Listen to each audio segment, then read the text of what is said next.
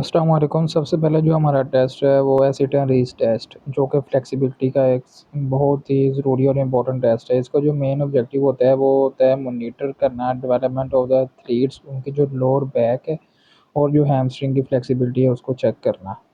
तो इसके लिए जो हमें चीज़ें चाहिए वो टेबल चाहिए जिसके ऊपर रूलर लगा होगा, और असिस्टेंट के साथ हमेशा आपने जो भी फिटनेस टेस्ट करने हैं असिस्टेंट होगा होना ज़रूरी है। इसके अंदर जो मेन चीज़ है वो टेबल के ऊपर जो रूलर लगा हुआ है, आपका जो स्टार्टिंग पोजीशन जो है वो आपने सिट होना है फ्लोर पर, और शूज़ आपके रिमूव होंगे, फीट आपकी जो है वो फ्लैट होंगी अगेंस्ट टेबल, और जो आपकी लेग्स हैं वो भी स्ट्रेट होंगी। आपने क्या करना है, रीच करना है, आपने फॉरवर्ड और पुश करना है अपने फिंगर्स को around the table as far as possible, आप जितना दूर तक कर सकते हैं। जो डिस्टेंस होगा आपकी फिंगर्स टिप का, और जो यहाँ पर जो डिस्टेंस होगा आपके फिंगर टिप्स का उस एज की तरफ जो टेबल पर रूलर लगा हुआ है वो रिप्रेजेंट करेगा स्कोर, जितना आप दूर तक उसको धकेल देंगे। सिट एंड रीच टेस्ट के ऊपर जो स्केल लगा होता है, यानी जहाँ पर आप बैठे होते हैं, वो 15 सेंटीमीटर पर लगा होता है। और जो पर्सन है अगर उसको 10 सेंटीमीटर आगे को धकेल देता है तो उसका स्कोर हो गया 25, यानी 15 प्लस 10 25 सेंटीमीटर हो जाएगा। और यहाँ पर जो इम्पोर्टेंट सबसे मेन चीज़ है सिट एंड रीच टेस्ट के अंदर, यानी आप फ्लेक्सिबिलिटी के टेस्ट पढ़ रहे हैं, वो ये है कि सबसे पहले आपने वार्म अप करना। वार्म अप के बगैर टेस्ट नहीं होना। यहाँ पर जब आप लोग वार्म अप करेंगे तो देन आप लोगों को जो फ्लेक्सिबिलिटी है वो भी बढ़ जाएगी, और जो अटेम्प्ट जो है वो भी अच्छी हो जाएगी।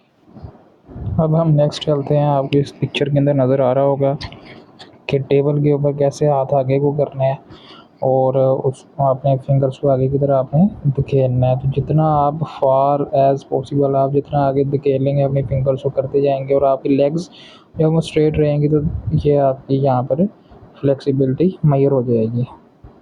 इसको हम कहते हैं सिट एंड रीचर्स, यानी बैठ कर आगे को धकेलना अपने फिंगर्स को। दूसरा जो टेस्ट हमारे पास आ रहा है वो हिप फ्लेक्शन टेस्ट है, यानी आपकी जो हिप की जो फ्लेक्सिबिलिटी है उसको हमें चेक करना है। इसके अंदर क्या होगा, आपने बैक पर लेटना है। आपकी जो आपने लेट कर जो आपकी लेफ्ट यानी टांग है उसकी जो नी है आपने उसको दोनों हाथों से पकड़ के अपने चेस्ट की तरफ धकेलना है, और आप जो राइट लेग है वो स्ट्रेट रहेगी, या नीचे टेबल से आप उसको लटका सकते हैं। ठीक है, तो जब आप अपनी पूरी टांग को पकड़ के अपने चेस्ट के साथ टच कर लेंगे और जितनी देर तक आप उसको लगा ही रखेंगे तो इससे आपकी जो हिप की फ्लेक्शन है, जो आपकी हिप की फ्लेक्सिबिलिटी है वो हमें पता चल जाएगी। बेसिकली आपने अपनी टांग को पकड़ के अपने चेस्ट के साथ टच करना है। तो अगर आप लगा लेते हैं तो वो आपकी अच्छी हिप की फ्लेक्सिबिलिटी है। अगर आप सेंटर में रहते हैं या आपसे नहीं होता तो उससे आपकी हिप की फ्लेक्सिबिलिटी मैयर हो जाएगी।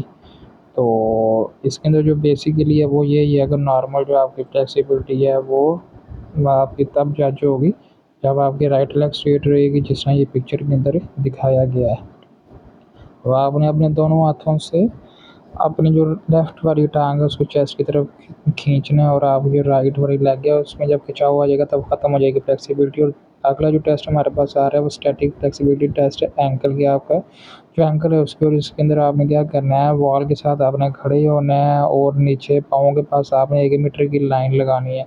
आपके जो दोनों हाथ हैं वो वॉल के साथ स्ट्रेट टच होंगे और आपकी चेस्ट भी टच होगी। जब वो आपके जो पाँव हैं आपने अपनी टांगों को स्लोली स्लोली पीछे को यानी पीछे करते जाना है, फार एज पॉसिबल आपने पीछे करते जाना है उनको। और आपके जो फीट्स हैं वो ग्राउंड से टच होंगी, और बॉडी और जो नीज़ हैं फुली एक्सटेंडेड होगी, और चेस्ट कॉन्ट्रैक्ट होगी वॉल के साथ। तो जितना आप पीछे अपनी टांगों को धकेल लेंगे उससे आपकी जो एंकल की फ्लेक्सिबिलिटी है वो मैयर हो जाएगी।